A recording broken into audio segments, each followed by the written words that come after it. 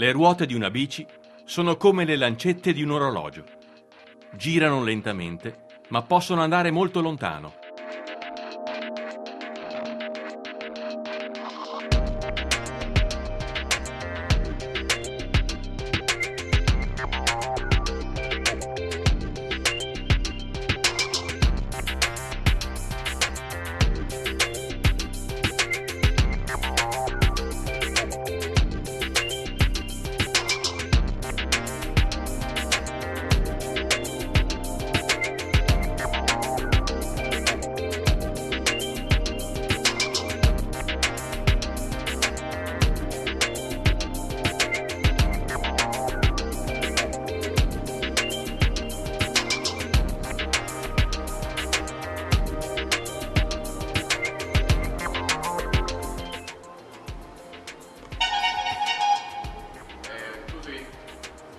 Informazione che il Palladio. Di là. Ah, di là? No. Di là? Un po' in giro.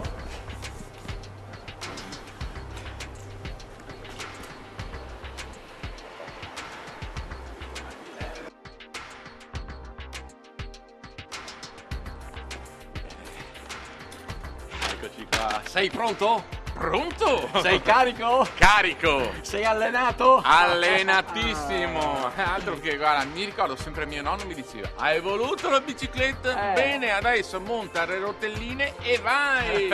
Ma a proposito, oggi dove andiamo? Qual è l'itinerario di Biciclando? L'itinerario di oggi ci porta da Vicenza per tutta la campagna iberica, quindi al lago di Uffimon, ad Arcugnano e poi ritorno alla Basilica di Monteberico.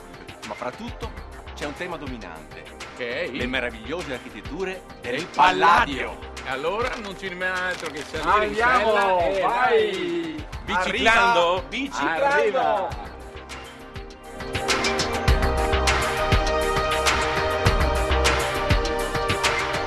Il centro storico è assolutamente da vedere, Palladio ha dato un'impronta molto particolare a tutta la città, sicuramente il centro storico con le viuzze, con la strada principale, tutte le stradine nascoste è un ottimo luogo da visitare in bicicletta.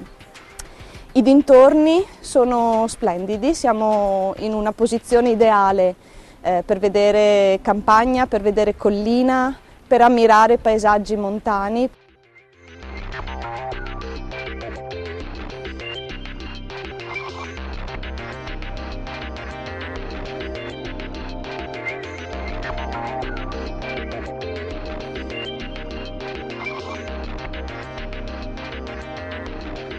Vicenza è straordinaria, ogni angolo ha il suo fascino, ha delle peculiarità straordinarie, però quando si affaccia alla Piazza dei Signori con la Basilica davanti non c'è angolo che tenga, lì siamo di fronte all'apoteosi della capacità architettonica di questo straordinario personaggio.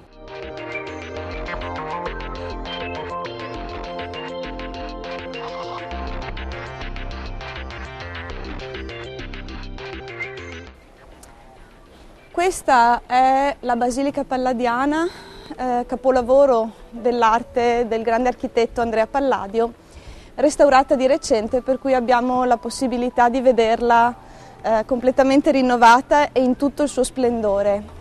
È un edificio pubblico, sebbene si chiami basilica, non è una chiesa. In realtà è un edificio composto da due parti, all'interno una parte gotica, un palazzo costruito durante il 1400 e all'esterno circondato completamente dalle logge palladiane. Il Palladio ha pensato a una soluzione che potesse essere bella e anche funzionale. Il Palazzo della Ragione stava crollando, aveva dei problemi strutturali molto seri e quindi, utilizzando il modulo della serliana, che è questo arco centrale con due aperture rettangolari ai lati, ha risolto il problema della struttura.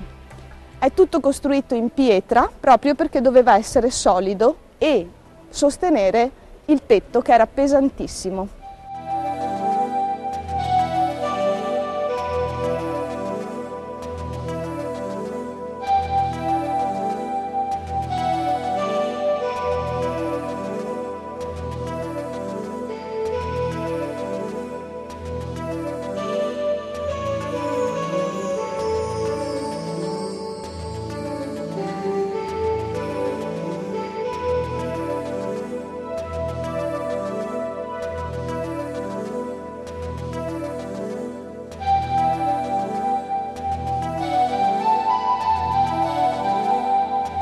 baccalando, biciclando.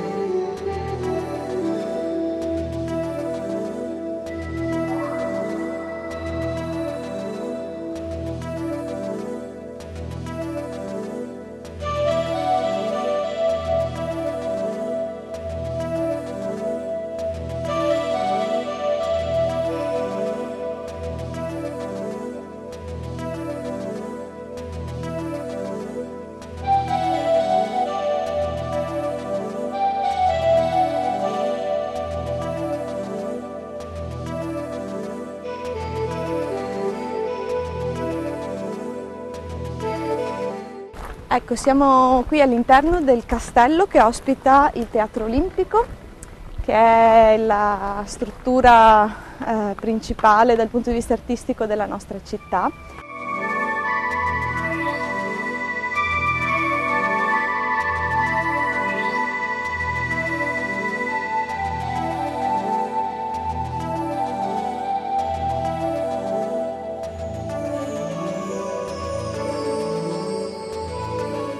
È un teatro costruito da Andrea Palladio nel 1580, che è esattamente l'anno della morte del grande architetto, per cui questa è considerata a tutti gli effetti la sua ultima opera.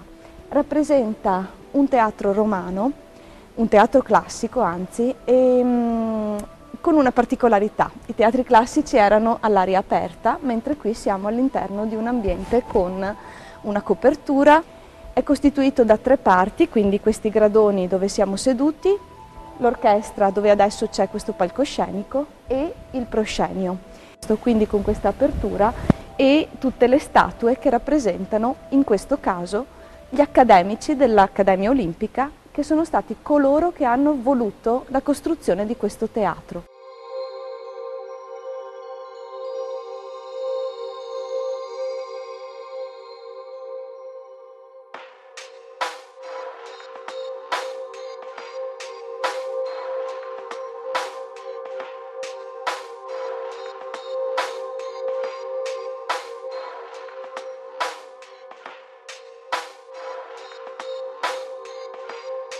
Vivendo a pochi metri da 2 ville palladiane, quelle di Lionedo, il comune di Vicenza, di Lugo di Vicenza, mi ha fatto capire la maestosità di questo architetto.